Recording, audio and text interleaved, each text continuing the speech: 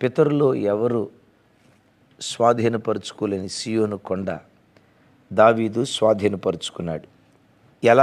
ఎందుకు స్వాధీనపరుచుకున్నాడు, ఎలా స్వాధీనపరుచుకున్నాడు? సమూయేలు 2వ గ్రంథం 5వ అధ్యాయం 6, 7, 8 వచనాలు నేను చదువుతాను. ఎబూసీయులు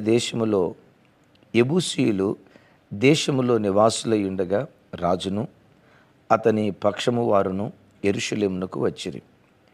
ఎబూసీయులు దావీదు లోపలికి రాడేనని తలంచి, నీవు వచ్చిన యెడల ఇచ్చట గుడ్డివారును కుంటివారును నన్ను తోలివెతురని దావీదునకు వర్తమానము పంపియుండిరి. అయినను దావీదు పురమనబడిన సియోను కోటను దావీదు స్వాధీనపరుచుకునేను.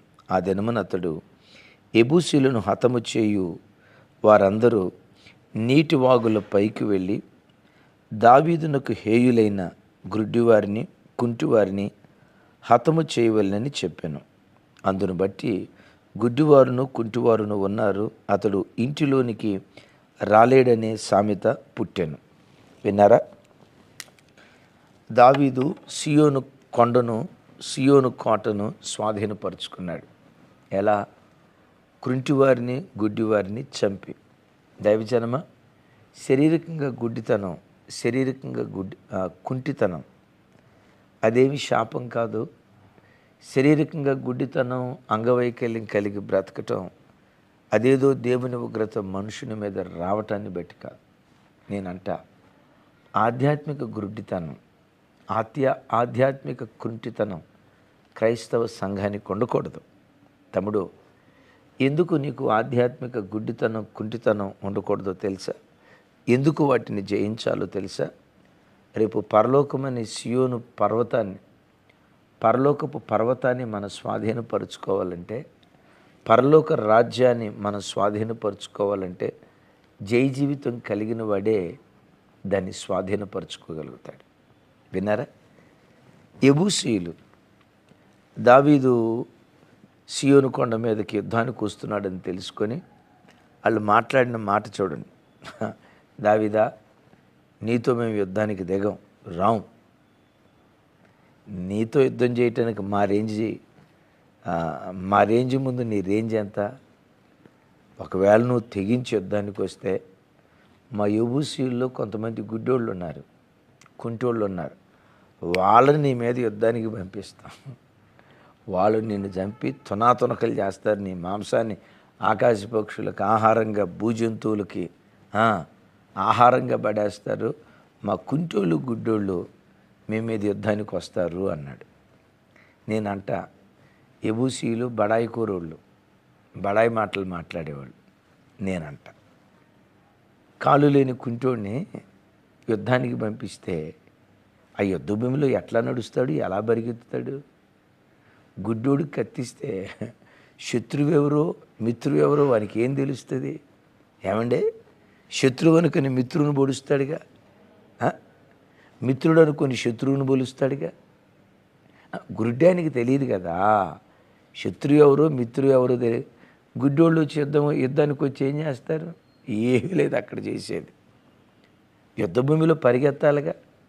కుంటే అని ఎట్లా పరిగెత్తుతాడు? వీళ్ళు మాటలు చూడండి, మాటలు కోటలు దాడతాయి, బడాయి మాటలు అంటారు చూసారా? వీళ్ళు బడాయి కూరలు ఎబూసీయులు.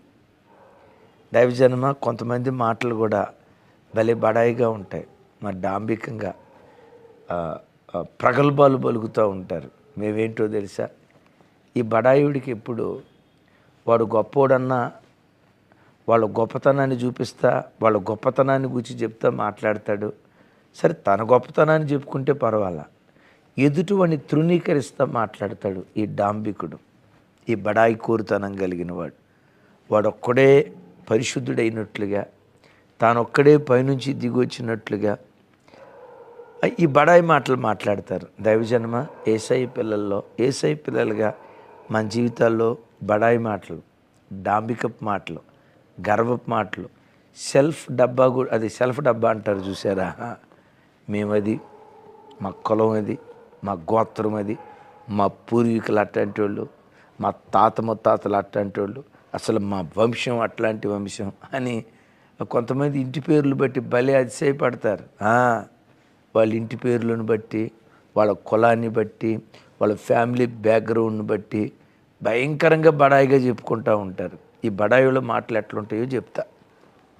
ఆ మధ్య ఒకడు అన్నాడట, మేము చంద్రమండలం మీద అడుగు పెట్టడానికి ప్లాన్ చేసి మొత్తానికి మా వాళ్ళు చంద్రమండలం మీద అడుగు పెట్టారు, చంద్రమండలం మీద అడుగు పెట్టాము అని అనేలోపు ఇంకొకటి అన్నాడంట, మరి పిచ్చోళ్ళరా మీరు చంద్రమండలం మీద అడుగు పెట్టారేమో, మేము అంగారగ్రహం మీద అడుగు పెట్టాలని ప్రయత్నం చేస్తున్నాం అని ఇంకొకళ్ళు అన్నారంట.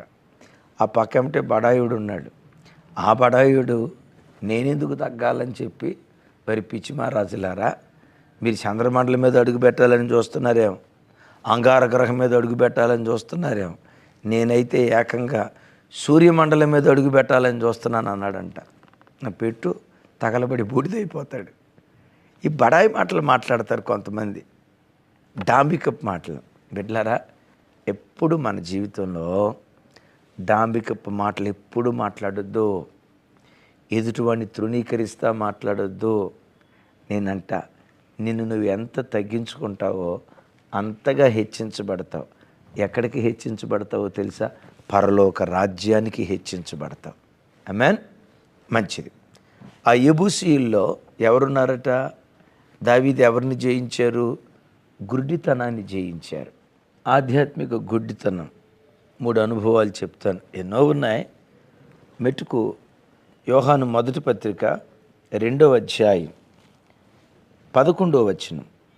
తన సహోదరుని ద్వేషించువాడు చీకటిలో ఉండి చీకటిలో నడుచుచున్నాడు. చీకటి అతని కనులకు గుడ్డితనము కలుగు చేసిన గనుక తానెక్కడికి పోవచ్చున్నాడో అతనికి తెలియదు. దైవజనమా, ఎవరు గుడ్డివాడు? సహోదరుని ద్వేషించే ప్రతివాడు గుడ్డివాడు. విన్నారా? సహోదరుని ద్వేషించే ప్రతివాడు గుడ్డివాడు. ఈరోజు లోకంలో ఎక్కడ చూసినా ద్వేషం ద్వేషం ద్వేషం. ద్వేషంతో రగిలే ప్రతివాడు గుడ్డివాడు. దేవుని వాక్యం మాట్లాడుతున్నటువంటి మాట. లైవ్లో వాక్యం వింటున్న బిడ్డలారా, ఎక్కడ చూసినా భార్యను ద్వేషించే భర్త, భర్తను ద్వేషించే భార్య, ఆ ఇంటికి వచ్చిన కోడలను ద్వేషించే అత్తామామలు, వృద్ధాప్యంలో ఉన్న అత్తామామలను తల్లిదండ్రులను ద్వేషించేటువంటి పిల్లలు. ఇక సంఘాల్లోకి వస్తే ఈ అక్క అంటే ఆ అక్కకు పడక, ఆ అక్క అంటే ఈ అక్కకు పడక, మూతులు 3 వంకలు తిప్పి, ఏమంటారు, మూతులు ముక్కులు 30 వంకలు తిప్పి, ముందేమో నవ్వుతా మాట్లాడి దాటి వెళ్ళిపోయిన తర్వాత అని మూతి తిప్పి, ఈ బ్యాచ్ ఎక్కువగా లోకంలో కనపడుతున్న, సంఘాల్లో కూడా కనపడుతున్నారు. మనుషులకు తెలియని ఓ భయంకరమైన సత్యం ఏంటంటే, ద్వేషించే ప్రతి వాడు నరహంతకుడు. ఈ ఉదయం వాక్యం వింటున్న బిడ్డలారా, ఎవరి మీదైనా నీకు ద్వేషం ఉందా? ఎవరి మీదైనా ద్వేషం ఉందా? ద్వేషం పెట్టుకొని ఈ వాక్యం వింటున్నావా? ద్వేషం పెట్టుకొని ప్రార్థిస్తున్నావా? ద్వేషం పెట్టుకొని ఆదివారపు ఆరాధనకు వెళ్తున్నావా?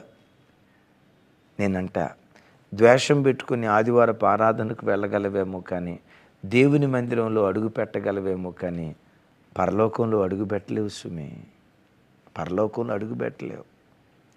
పరలోకంలో ఒకడు అడుగు పెట్టాలంటే వాడు గుడ్డివాడు కాకూడదు. అంగవైకల్యం కలిగిన వాడు గుడ్డివాడు కాకూడదు.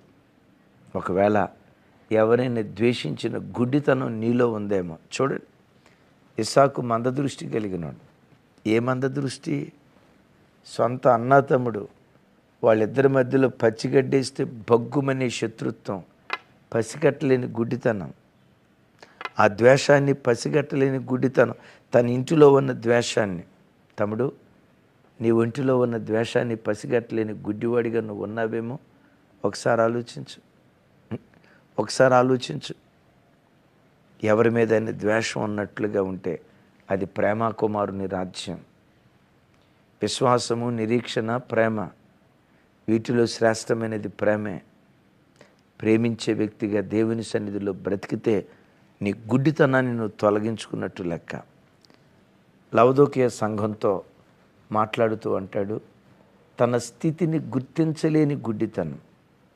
నువ్వు దౌర్భాగ్యుడివి, నువ్వు దరిద్రుడివి, దిగంబరివి, అయినా నీవు దిగంబరివి అన్న సంగతి నీకు తెలియక నువ్వు గుడ్డివాడివై నేను ధన సమృద్ధి చేసుకున్నా, నేను ధనవంతున్నని నిన్ను గూర్చి నువ్వు అతిశయంగా మాట్లాడుతున్నావు అని అంటాడు. తమ్ముడు, విన్నారా ఈ మాట? విన్నారా ఈ మాట? గుడ్డితనం తన స్థితిని గ్రహించలేని స్థితి. మీకు తెలుసు కదా, పరిశుద్ధ గ్రంథమైన బైబిల్లో ఏలి గుడ్డి ఆయన. దృష్టి కోల్పోయిన గుడ్డితనం ఉంటే పర్వాలా. ఏ గుడ్డితనమో తెలుసా? తన ఇంటిలో తన కడుపున పుట్టిన పిల్లలు దేవుని మందిరానికి వచ్చే స్త్రీలతో అక్రమ కార్యక్రమాలు చేస్తూ ఉంటే దాన్ని గ్రహించలేని గుడ్డితనం. ఏం జరిగింది? దేవుని వాక్కు ప్రత్యక్షమవుట అరుదైపోయింది. మందిరంలో నుంచి దేవుని ప్రభావం బయలుదేరింది. దేవుని మందిరంలో నుంచి దేవుని ప్రభావం బయటికి వెళ్ళిపోయింది. ఈ వాక్యం వింటున్న తమ్ముడు, చెల్లి, గుడ్డిదానిగా ఒకవేళ బ్రతుకుతున్నావేమో. నీ పిల్లలు ఏం చేస్తున్నారో పసిగట్టలేని గుడ్డితనం. నీ భర్త ఏం చేస్తున్నాడో పసిగట్టలేని గుడ్డితనం. నీ కుమార్తె ఏం చేస్తుందో పసిగట్టలేని గుడ్డితనం. నీ ఇంట్లో ఎలాంటి కార్యక్రమాలు జరుగుతున్నాయో పసిగట్టలేని గుడ్డితనం. సేవక, నాతోటి యాజక, నువ్వు నడిపిస్తున్న సంఘంలో విశ్వాసులు ఎలాంటి దౌర్భాగ్యపు స్థితిలో పసిగట్టలేని గుడ్డితనంతో ఒకవేళ నువ్వు బ్రతుకుతున్నావేమో ఆలోచించు. గుడ్డితనంతో బ్రతికితే దేవుని ప్రభావం మనలో నుంచి బయటికి వెళ్ళే ప్రమాదం ఉందని ప్రభు పేరిట నేను మనవి చేస్తూ ఉన్నాను. చాలాసార్లు మన గుడ్డితనం ఎట్టుంటుందో చెప్పమంటారా? ఊరోళ్ళందరి విషయాలు మనకు తెలుస్తాయి, మన ఇంట్లో విషయాలు మనకు తెలియవు. ఊరిలో పిల్లలందరి విషయాలు మనకు తెలుస్తాయి. మన పిల్లలు ఏం చేస్తున్నారో, మన పిల్లల చెడుతనాన్ని గుర్తించలేని గుడ్డితనంతో చాలామంది తల్లిదండ్రులు ఈ కాలంలో బ్రతుకుతూ ఉన్నారు. తానే స్థితిలో ఉన్నాడు, తన స్థితిని ఎరగని గుడ్డితనంలో ఉన్నాడు. ఆ మధ్య చాలా సంవత్సరాల క్రితం ఒక స్టోరీ నేను చదివాను. అతడు ప్రపంచ దేశాలన్నీ తిరుగుతూ ఉంటాడు. తిరిగి అక్కడొక వస్తువు ఇక్కడొక వస్తువు తీసుకొచ్చి అందరితో అంటాడట, రేయ్ మీకు తెలుసా, నేను అమెరికా వెళ్ళా, ఈ వస్తువు తీసుకొచ్చా. మీరు ఎప్పుడైనా అమెరికా వెళ్ళారా? వెళ్ళలేదయ్యా. అమెరికా వెళ్ళని బ్రతుకు మీ బ్రతుకేం బ్రతుకురా? లైఫ్ అంటే నాది. అమెరికాలో ఏముందో నాకు తెలుసు, ఇంగ్లాండ్లో ఏముందో నాకు తెలుసు. ఈ వస్తువు ఇంగ్లాండ్లోంచి తీసుకొచ్చా. ఆస్ట్రేలియాలో ఏం జరుగుతుందో నాకు తెలుసు. ఈ వస్తువులన్నీ తీసుకొచ్చి నా ఇంటి దగ్గర మ్యూజియం ఒకటి ఏర్పాటు చేసి ఆ మ్యూజియంలో పెట్టే ఈ వస్తువులన్నీ. నా మ్యూజియం ఎంత పెద్దదో తెలుసా? నేను అప్పుడప్పుడు వెళ్తాలే సంవత్సరానికి ఒకసారి ఆ మ్యూజియం దగ్గరికి. ఆ వస్తువులన్నీ తీసుకొచ్చి పెద్ద మ్యూజియం ఏర్పాటు చేశారు. ప్రపంచ దేశాలు జరగని, ప్రపంచ దేశాల్లో ఏం జరుగుతుందో తెలియని మీ జీవితం ఎందుకురా? అమెరికాలో అట్లా, ఆస్ట్రేలియాలో ఎట్లా, ఇంగ్లాండ్లో ఎట్లా, శ్రీలంకలో అట్లా, పాకిస్తాన్లో ఎట్లా అని ప్రపంచం అంతటిని గురించి మాట్లాడేవాడంట. ఒకరోజు ఒక యవనస్తుడు ఆ పెద్ద ఆయన దగ్గరికి వచ్చి, సార్ మన ఊరిలో కూడా ఒక మ్యూజియం ఉంది, ఈ మధ్య కొత్తగా స్టార్ట్ చేశారు సార్, ఒకసారి చూదుకొని రండి. అరే, నాకు తెలియకుండా మన ఊరిలో మ్యూజియం ఏంట్రా? రా సార్ చూపిస్తాను. నీ మ్యూజియం అంటున్నావే, నీ మ్యూజియం కంటే చాలా పెద్ద మ్యూజియం సార్, ఒకసారి చూదుకొని రండి అంటే మొత్తానికి వెళ్ళి చూశాడు. అద్భుతమైన వస్తువులు, అమెరికా, ఆస్ట్రేలియా, ఇంగ్లాండ్, ఆ దేశాల్లో ఉన్న వస్తువులన్నీ ఇక్కడ కనపడుతున్నాయి. విచిత్రం, ఆ వస్తువులను తదేకంగా చూస్తే తాను తీసుకొచ్చిన వస్తువులాగా కనపడుతున్నాయి. అరే, సేమ్ అదే వస్తువులాగా ఉందే అని డౌట్ వచ్చి అతన్ని తీసుకుని వెళ్ళి, రా నా మ్యూజియం దగ్గరికి వెళ్దాంరా, నా వస్తువులాగా ఉన్నాయే అని తన మ్యూజియం దగ్గరికి వెళ్తే ఆ మ్యూజియంలో ఏ వస్తువు లేదంట. ఆ వస్తువులే ఇక్కడ పెట్టారంట. అప్పుడు ఆయన అన్నాడంటే, పెద్దోడు మొదటోడు, ఎరా ఈ వస్తువులన్నీ నాయి కదా, నా ఇంట్లో వస్తువులు మీరు దొంగతనం చేస్తారా అంటే ఆ పక్కెంటుడు పక్కా నవ్వుతా అన్నాడంట. సార్, అమెరికాలో ఏం జరుగుతుందో మీకు తెలుసు, ఇంగ్లాండ్లో ఏం జరుగుతుందో మీకు తెలుసు, మీ ఇంట్లో ఏం జరుగుతుందో అది నీకు తెలియదు సార్, గుడ్డోడివే. ప్రపంచంలో ఎక్కడేమేం జరుగుతుందో పసిగట్టగలిగావు అని నీ ఇంట్లో ఏం జరుగుతుందో నువ్వు పసిగట్టలేకపోయావు. తమ్ముడు, ఆ గుడితనం నీకుందా? దేవా, నాకున్న పొరలు తొలగించయ్యా, గ్రహించగలిగే ఆ చక్కటి దృష్టి నాకు దయచేయ్యా అడుగుతావు ప్రభుని. ఆ స్పష్టత దేవుడు నీకు అనుగ్రహించునుగాక. రైట్. మరి విశేషంగా ఆధ్యాత్మిక కుంటితనం గురించి చెప్తాను. పరలోక రాజ్యంలో మనం అడుగు పెట్టాలంటే ఆధ్యాత్మికంగా మనం గుడ్డివారిని కాకూడదు. శారీరకంగా గుడ్డివాళ్ళైనా పర్వాలా, శారీరకంగా గుడ్డివారు పరలోక రాజ్యానికి వెళ్తారా? ఆత్మీయంగా బ్రతికితే ఖచ్చితంగా వెళ్తారు. ఇక కుంటితనం గురించి చెప్పమంటారా? కుంటితనం దేవుని వాక్యానుసారంగా నడవని జీవితం. కుంటితనం దేవుని సన్నిధిలో మోకాళ్ళోనని జీవితం. విన్నారా? ఈ ఆధ్యాత్మిక కుంటితనాన్ని ఏ వాక్యమైతే మనం విన్నామో ఆ వాక్యానికి తగినట్లుగా మనం నడిచేవారిగా ఉండాలి. పరమగీతాల్లో రాసి ఉంటుంది, రాజకుమార పుత్రిక, నీ పాదరక్షకములతో ఎంత అందముగా నడుచుచున్నావు అంటాడు. ఆ మాటకున్న అర్థం, ఏ వాక్యమైతే విన్నామో ఆ వాక్యానుసారంగా మనం నడవాలి. వాక్యానుసారంగా నడిచే నడక దేవుని దృష్టి ఎదుట అందమైన నడక. వినటం గొప్ప కాదు, నాకులాగా ప్రకటించడం గొప్ప కాదు.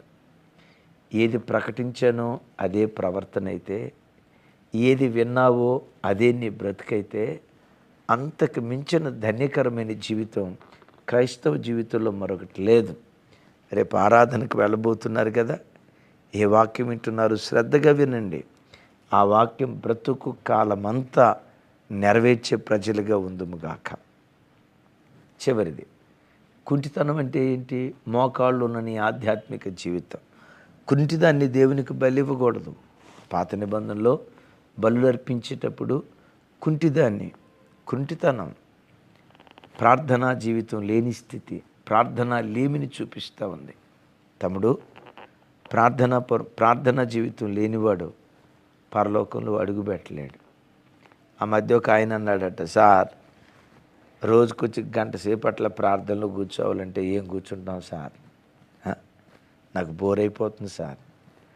దాగలేదు, చదివిన బైబిల్ ఏం చదువుతావు, చేసిన ప్రార్థన ఏం చేస్తావు సార్, రోజుకొచ్చి గంట సేపు ఈ ప్రార్థనలో కూర్చోవాలంటే నాకు విసుకొస్తుంది సార్ అన్నాడంట. వెంటనే ఎదుటున్న ఆయన పెద్ద ఆయన అన్నాడట, అయితే తమ్ముడా, నీకు ప్రార్థనలో కూర్చోవాలనే మనసు లేకపోతే కూర్చోకో, అయితే ఒకటి, ప్రార్థనా జీవితం లేని నువ్వు పరలోకంలో అడుగుపెట్టలేవు నాయన అన్నాడట. అట్టట్లా నేను యేసు ప్రభువుని నమ్ముకున్నానుగా, రోజుకొచ్చి ఒక గంట సేపు దేవుని సన్నిధిలో కూర్చోటానికే నీకు ఇసుకైతే, మరి పరలోకంలో యుగాయుగాలు దేవుని సన్నిధిలో బ్రతకాలిగా. పరలోకంలో అడుగుపెట్టిన తర్వాత యుగాయుగాలు దేవుని సన్నిధిలో బ్రతకాలిగా. యుగాయుగాలు దేవుని సన్నిధిలో బ్రతకాలంటే భూమి మీద గంట కూడా ప్రార్థన జీవితం నీకు లేకపోతే ఎలా దేవుని దగ్గర, దేవుని ఎదుట నువ్వు నిలవబడతావు? కుంటివాడు దేవుని రాజ్యంలో ఆత్మీయ కుంటివాడు.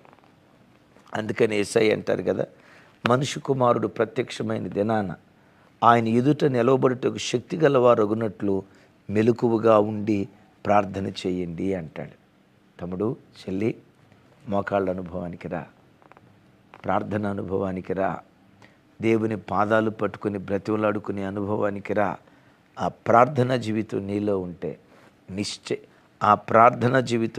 ఉంటే నిశ్చయంగా దావీదు ఆఫ్టర్ ఆల్ సియోను కోటను స్వాధీనపరుచుకున్నారేమో, గర్వాన్ని తొలగించుకొని, ఆత్మీయ గుడ్డితనాన్ని తొలగించుకొని, ఆత్మీయ కృంటితనాన్ని తొలగించుకుంటే దావీదు ఆఫ్టర్ ఆల్ సియోను కోటను స్వాధీనపరుచుకున్నాడేమో.